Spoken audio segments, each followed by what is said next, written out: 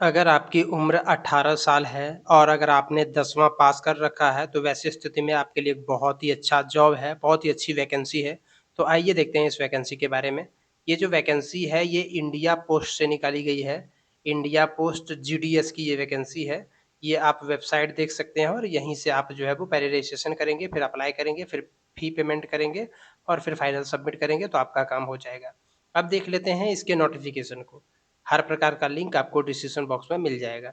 अगर हम नोटिफ़िकेशन को देखें तो यहाँ पर आप देख सकते हैं 2 प्रकार का पद है, एक बीपीएम और दूसरा एबीपीएम, यानी एक असिस्टेंट ब्रांच पोस्ट मास्टर और दूसरा ब्रांच पोस्ट मास्टर और एक तीसरा है डाक सेवक। सबसे पहले इसमें जो डेट है उन डेट को देख लेते हैं। तो 15 जुलाई से ऑनलाइन अप्लाई होना शुरू हुआ है, 5 अगस्त इसका आखिरी डेट है।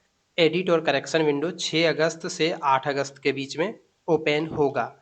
अगर हम जॉब के लिए एजुकेशन क्वालिफ़िकेशन की बात करें तो ब्रांच पोस्ट मास्टर जो है, इसका क्या काम है वो यहाँ पर दिया गया है।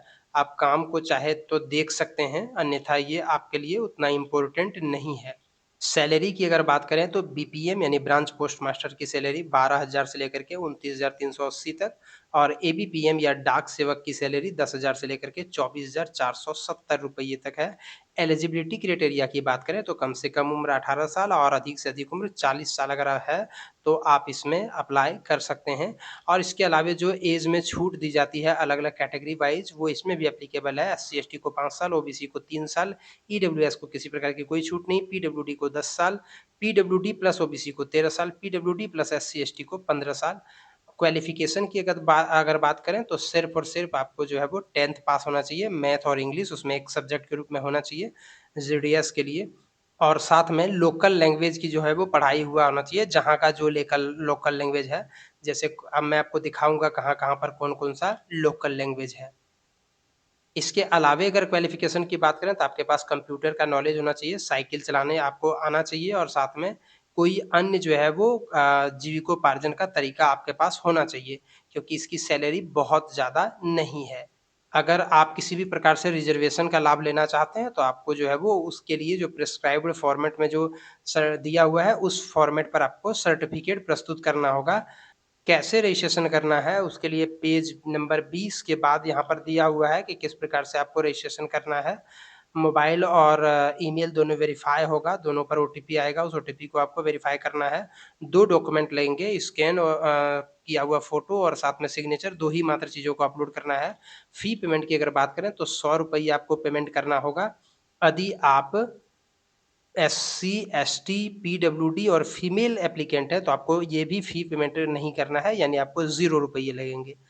जनरल, ओबीसी, ईडब्ल्यूएस के जो मेल कैंडिडेट हैं, उनको सिर्फ़ ₹100 पे करना है, बाकी को पे नहीं करना है। तो आप ऑनलाइन के माध्यम से ही इसको अप्लाई कर सकते हैं, तो अगर आप एलिजिबल हैं, एलिजिबल तो होंगे ही, 18 साल से ज़्यादा उम्र आपका होगा ही और आपने 10वीं पास कर रखा होगा। अगर आप 10वीं पास हैं और आपकी उम्र 18 साल से अधिक है, तो आप बिना विलंब किए हुए इस वैकेंसी को अप्लाई कर दें, बहुत ही अच्छी वैकेंसी है। अब मैं आपको दिखा देता हूँ कि कहाँ-कहाँ पर कौन-कौन सा लैंग्वेज लगेगा। जैसे मैंने आपको बताया कि क्लास 10th पास होना चाहिए, इसके अलावा लोकल लैंग्वेज का जानकारी होना चाहिए। तो अगर आप आंध्र प्रदेश से अप्लाई कर रहे हैं, तो आपके पास जो है वो तेलुगु आना चाहिए, आपको तेलुगु आना चाहिए। असम से असामी, बंगाली, बोडो ये आना चाहिए। बिहार का लोकल लैंग्वेज हिंदी आपको आना चाहिए, तभी आप बिहार से अप्लाई कर सकते हैं, अन्यथा नहीं कर सकते हैं। तो आम तौर पर जो जिस राज्य में के होंगे, वहाँ पर तो उनको वो चीज़, वो लैंग्वेज आता ही होगा, तो आप अप्लाई कर ही सकते हैं। इसमें ज़्यादा टेंशन लेने वाली बात है नहीं। बाकी अब इधर जो है, वो सर्टिफ़िकेट का फ़ॉर्मेट दिया गया है, तो अगर आप ओबीसी से भर रहे हैं, ओबीसी सर्टिफ़िकेट, एससी-एसटी से भर रहे हैं, तो उसका सर्टिफ़िकेट आपको जो है वो बनवा लेना है। और इसी प्रकार से अन्य वैकेंसीज़ के लिए आप हमारे चैनल को सब्सक्राइब करके रखिए।